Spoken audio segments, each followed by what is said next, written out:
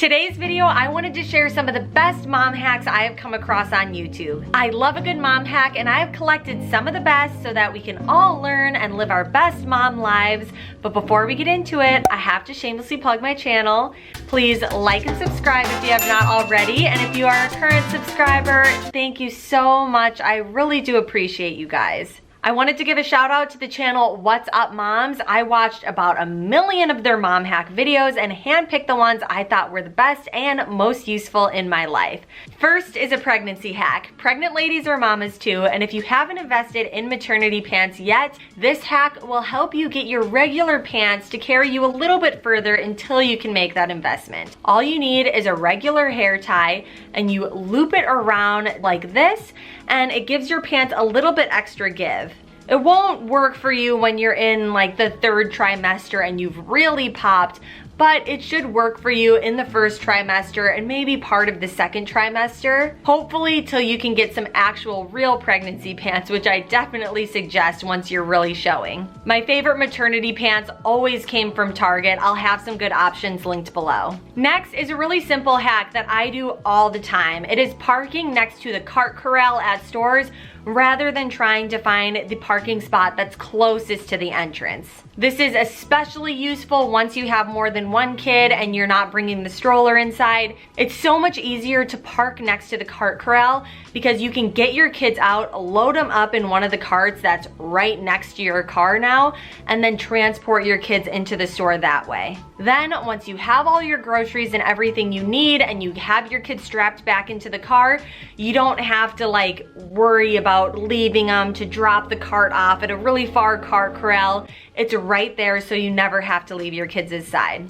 It's maybe not the biggest deal when you have one kid, but trust me, when you have more than one kid, it's so much easier. Next is removing the sticker liner to make getting stickers off easier for kids. We play with stickers all the time at my house. We have these giant Melissa and Doug sticker pads. You get hundreds and hundreds of stickers for like $5, so I definitely recommend getting those. But little hands do struggle at getting the stickers off. It can cause some frustration, and no one wants a frustrated toddler, because a frustrated toddler turns into an angry toddler, turns into a tantruming toddler.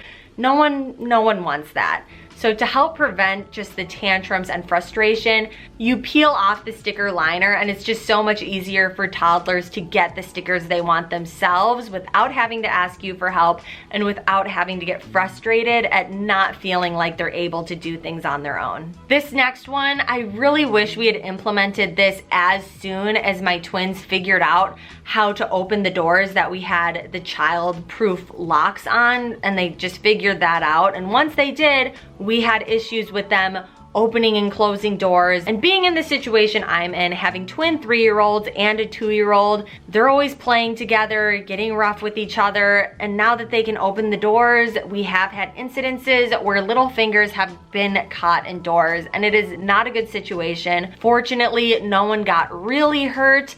But now we have these little pool noodles that we put on the doors to make no slam doors. You just cut the pool noodle into sections, slice the side of the pool noodle, wrap it around the door, and voila!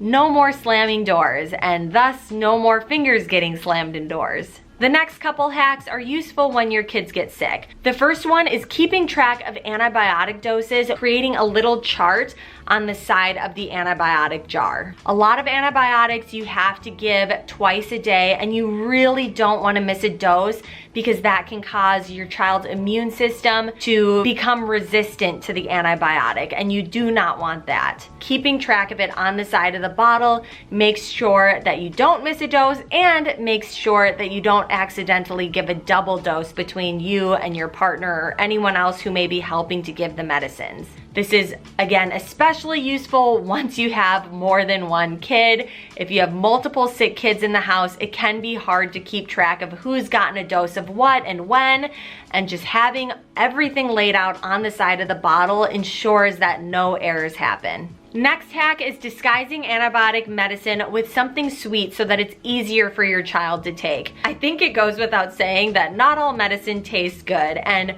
with picky toddlers who already are super sensitive to bitter taste or things that don't taste good, they don't always want to take their medicine. I almost didn't add this one to the video because it seemed way too obvious, like duh, if you mix sugar with medicine, it makes it easier to take. But then I remembered that I felt really guilty doing this for the first time as a mom because I don't like giving my kids a ton of sugar. They definitely have sugar, but especially when they're sick, I felt bad giving them sugar in order to get them to take their medicine.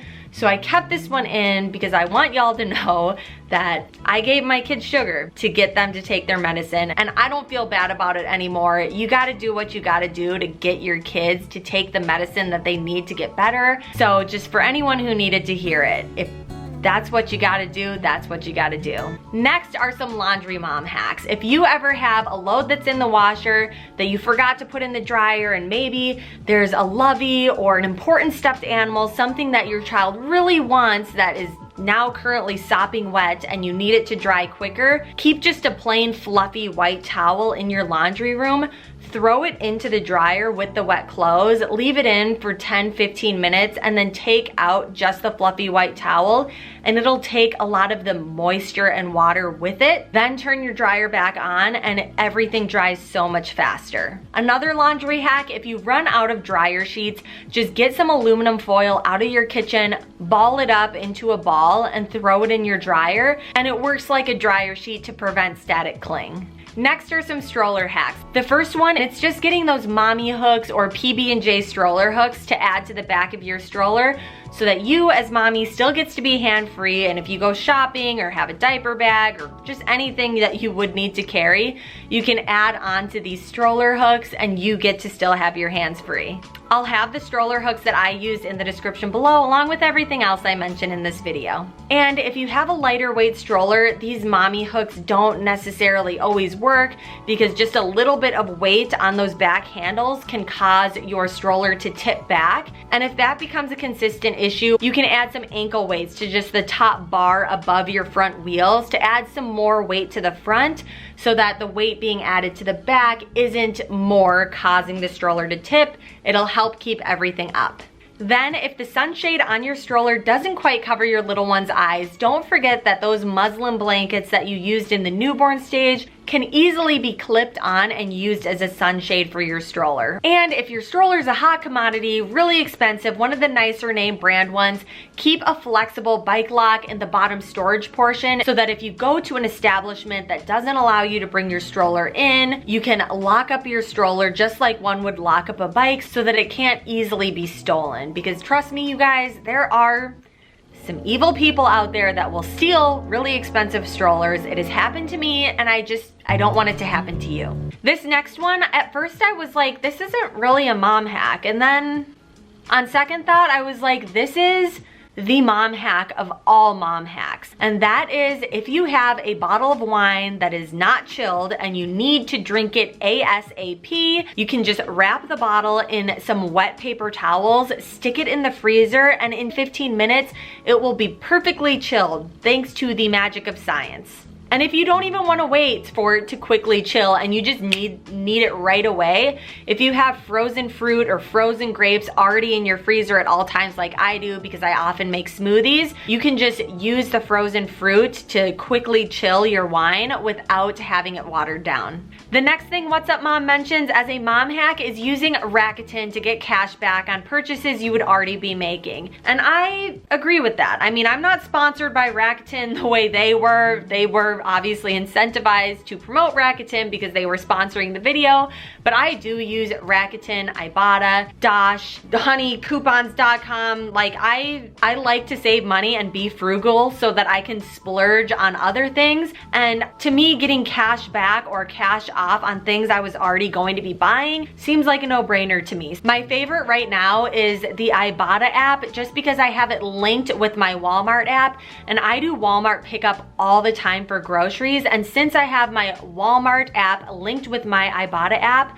when I do my Walmart pickup, I get a ton of cash back on that purchase. It basically, if any of you use the Target Circle app and you select the coupons on the Target Circle app and then you get that discount on your Target purchases, Ibotta is basically turns my Walmart app into that, which is really nice. I don't know if I explained that well, so if you guys ever want a more detailed video on all these cash back and cash off apps, let me know in the comments below and I'll make one. Then this next mom hack I kind of just came up with on my own. I mean, I'm sure other people have done it before too. I'm not like a genius or anything. I'm just a mom who needs a break sometimes. And that is tying my kids' bubbles to the sides of our yard chairs so that they can't spill. Because my kids like bubbles and they also spill everything. So taping the bubbles to the sides of our yard chair prevent the spills from happening. They can all play with the bubbles, go crazy while I lay back and just watch them have a blast and get a break for myself. And isn't that what all these mom hacks are really for, is giving mom a well-deserved break. So those were my favorite mom hacks. If you guys have any mom hacks that you really love and use in your family, please comment them down below. Like, subscribe, share with friends, foes, family, anyone you think this video could help, and then click on one of my other videos that should be floating over my face at this point, and I will see you in the next video. Bye.